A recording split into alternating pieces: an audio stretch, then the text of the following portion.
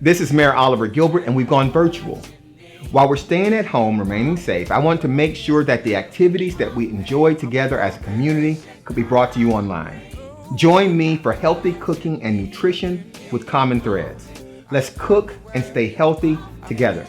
Bon appetit.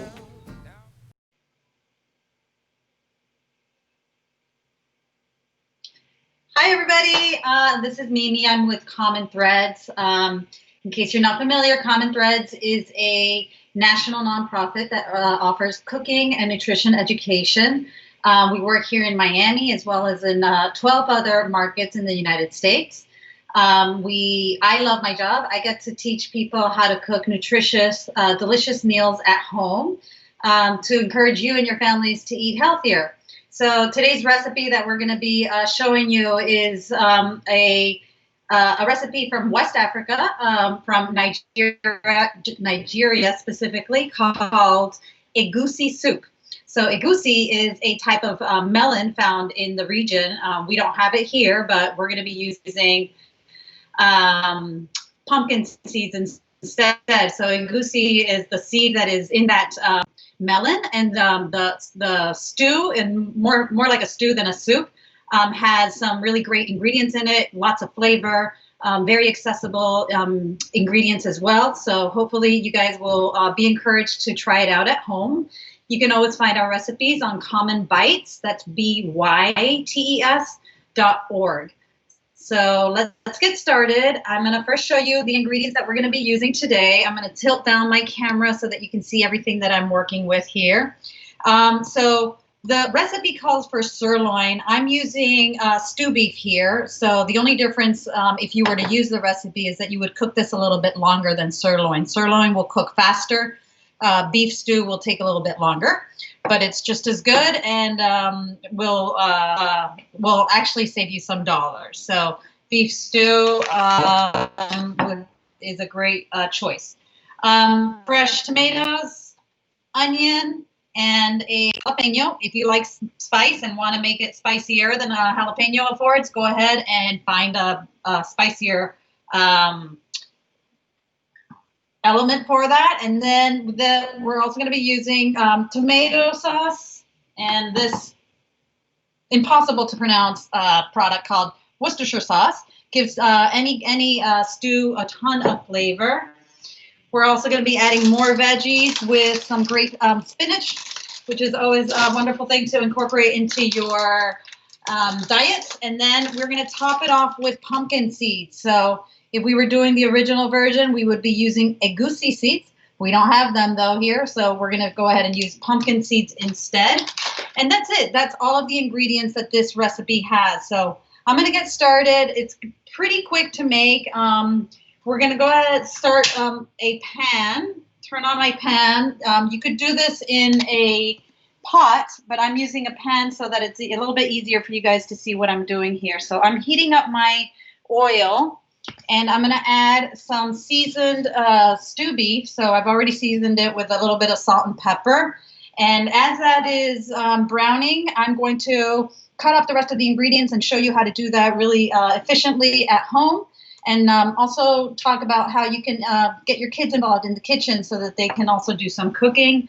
You know that when kids cook, they are a lot more willing to try food. So if you want your kids to start eating healthier, get them in the kitchen with you and show them how to make some of these foods. Let them feel like they are part of the process. And before you know it, they'll be more than willing to taste the food that you guys make together at home. All right, so the stew beef is going in there. I'm just going to brown it.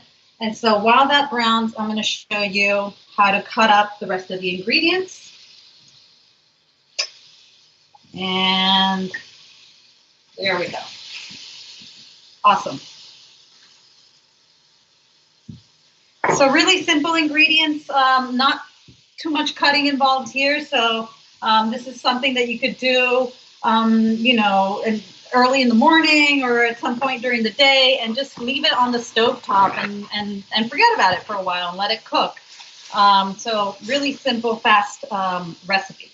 Okay, so the first thing we're going to cut up is an onion. I've showed you guys before how to do this really easily and efficiently. I'm going to show you again.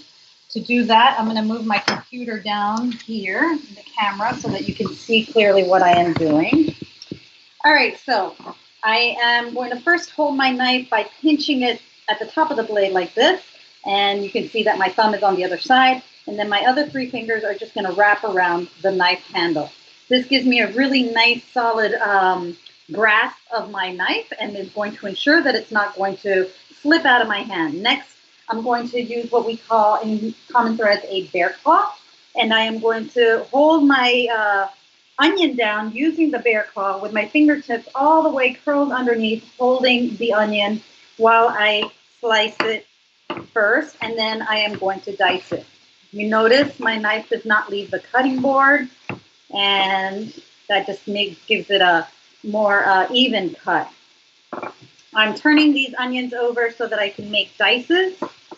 So we start with slices, and then we make some dices. The more you do this, of course, the better you'll get at it. So get into the kitchen and get cooking as many times as you can. It does take a little bit of effort in planning and everything, but it's definitely worth it. You know, home-cooked meals are so much better for you than anything that you can buy outside. So take advantage of that, especially if you're trying to eat healthier. That's where it's going to start, cooking at home. Okay, so we've diced up our onions. And did you know that fruits and vegetables are sort of categorized in health by their color? So all red and orange fruits and vegetables have similar health benefits. Then white fruits and vegetables also have similar health benefits. So we recommend that you always mix and match and eat as many different colored fruits and vegetables as you can. There's never too many. You should be eating, you know, when you serve yourself up some dinner, half of your plate should be fruits and vegetables. You know that. So when you do that, you're ensuring a very healthy meal and a very colorful meal, because fruits and veggies is where all the color is at. All right, so my beef is, I can hear it. You can probably hear it too. It is searing away. I'm browning it, and I'm cutting up these vegetables as we wait for that beef to sear. So again, I'm using my bear claw. I'm holding down the tomato with my fingertips, keeping them away from the knife, and first slicing and then dicing. Really simple technique that you can apply to any kind of cutting that you need to do in the kitchen. So that's flank, slice, and dice. I'm going to just take off the top of that tomato there and then finish up this one. All right, so we're going to be using jalapeno in this recipe. Jalapeno, of course, is going to give some heat to it. I know a lot of you guys out there really like, especially here in Miami, we're all about that heat in our food.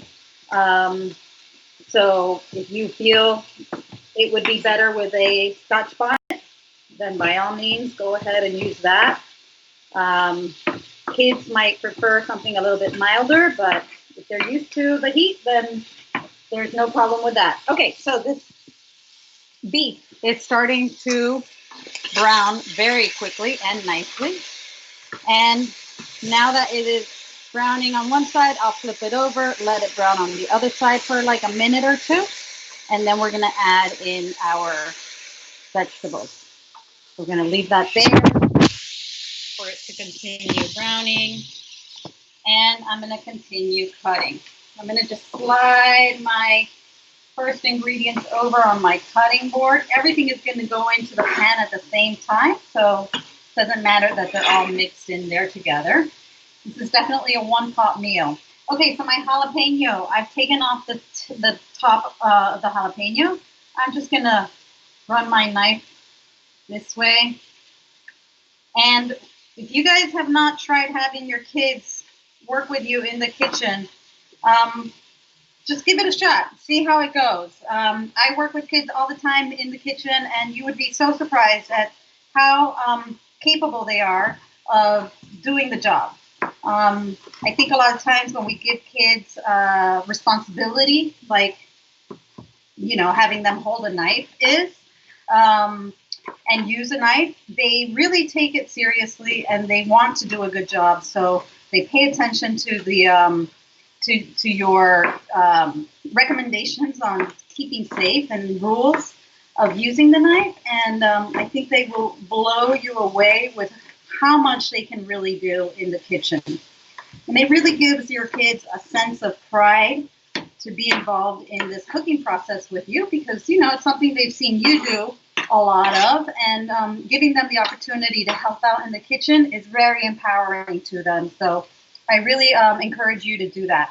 All right, so now my veggies are all chopped up. I'm going to add them to the beef that is cooking away there. And then as that is cooking, we'll prepare some of the other ingredients.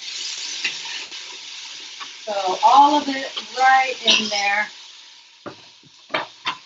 I'm going to give it a quick stir to even that all out in the pan. Wow, that is already looking and smelling amazing. Let me show you guys what we have there. Looking really, really good. I did not add the seeds to my stew, but if you like that extra heat, then definitely add the seeds from your pepper to the stew. All right, so I'm going to let those veggies cook for just a few minutes before I add any liquid, so that we can sort of get some flavor out of them while they cook there. And what I'm going to do next is prep the spinach. So I've got this nice big bag of spinach. You know that spinach turns into nothing when it starts cooking. It like disappears. So you're going to put in more than you think you need, but you'll see it will wilt to very, very small pieces. So I have a big pile of spinach here. I'll probably do another pile, same size. And I'm just going to chop it up and put it in a bowl so that I can add it at the right time.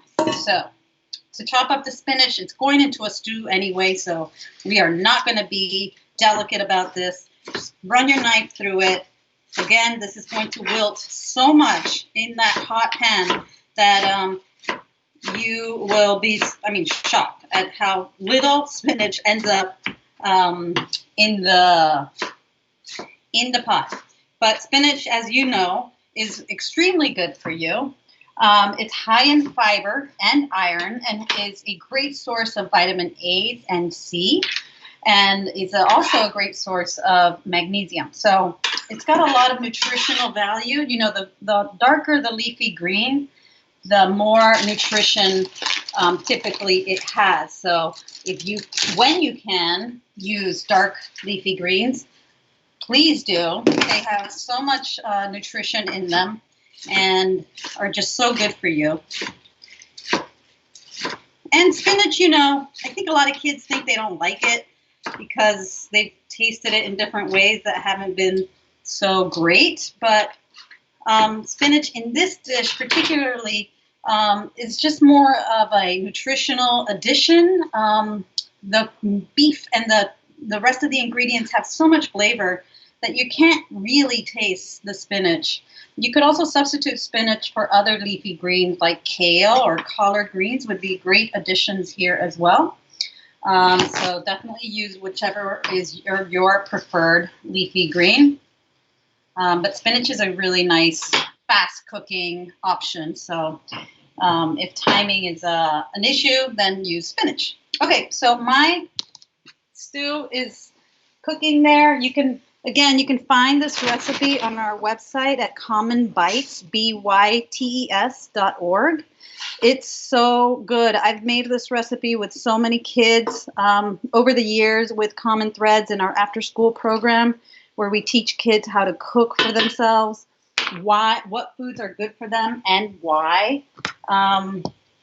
And they all love this recipe. When we make it, sometimes they think they're not going to like it. They end up loving it. I'm going to now add in the tomato sauce. So that's adding a little more liquid. And because my pan is nice and wide, it is going to heat up very quickly. So then now we're going to add some of that Worcestershire sauce, which has a ton of flavor. And all of your quantities are in that recipe online. So if you want to check it out, please go to that website, try it out, and if you have the time or if you remember, take a picture of it, tag us on Instagram. We would love to see what you do. So you then cover this and you first bring it up to a boil, then turn the heat down so that your stew simmers and not boils, and then you cover it, and you're just going to let the beef cook there for about, depending on the type of beef that you're using, maybe 20 minutes if it's sirloin. But if you're using stew beef like I am today, you want to let that cook for a little bit longer. Just check it once in a while, add a little liquid if you see that it's drying out a little bit. That liquid could be water, or it could also be maybe some beef broth or chicken stock, whichever one you feel or have. And then you let that cook for a while, and when the beef is done and nice and soft, then you uncover it, and you would go ahead and add the spinach. So again, that spinach looks like a lot for this quantity, but it's going to wilt so quickly. And so I'm just, for the purposes of this cooking demo, going to show you how quickly that wilts. Of course, I would wait normally for that beef to cook a little bit longer. I'm not going to add all of my spinach just because I want to be able to add some at the end, which will allow the color of that, the nice vibrant green color to remain. Once I cook it for a long time, like I'm going to do with this batch of spinach, it's going to not be as green and vibrant. So you could do this too and cook it along with the beef. Just cover it up, put it on low, let it do its thing, and come back to it every so often just to make sure that nothing is burning and that things are moving along as they should. So once the whole stew is completely done and you've tested the beef to see if it's tender, then the last step is to add pumpkin seeds. So this is just at the very end as a garnish. It's going to give it a ton of flavor, that nice little crunch from the seeds, more nutritional value. So pumpkin seeds, like any other seed and nut, is a plant-based source of protein. So we have our lean protein from our beef here. The stew beef is very lean. It has very little fat. And then we have more protein from our pumpkin seeds. I would combine this meal with brown rice. Brown rice is a great grain to incorporate into your diet.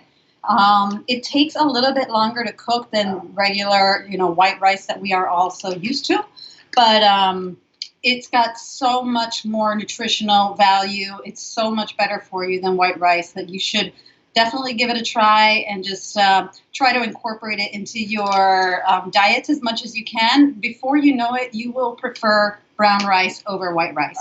That's how it's happened with me and even my kids. So yeah, brown rice is going to take a little bit longer to cook for sure, maybe 45 to 50 minutes. But you're going to cook it the same exact way you cook white rice, which is a 2-to-1 ratio, 2 cups of water, 1 cup of rice. I like to cover the lid cover the pot where the rice is cooking really, really well. So sometimes I'll cover it first with tin foil and then put a lid on it and just try to keep as much of that moisture inside the pot so that it cooks the brown rice. And that's it.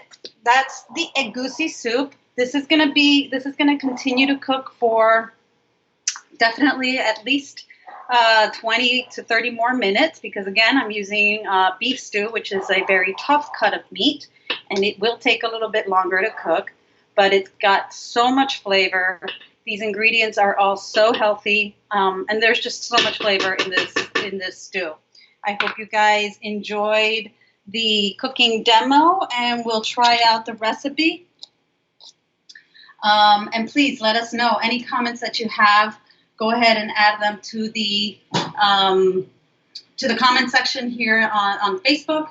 And hopefully you'll join us again next week. We'll be making another delicious, healthy recipe. I hope you enjoyed today's session. I did. Join us every Thursday at 1 p.m. on Facebook Live for healthy cooking and nutrition classes with common threads. If you want to view the session again, visit cmgengage.com/virtual. See you next week. Now tell me, do you really think you can walk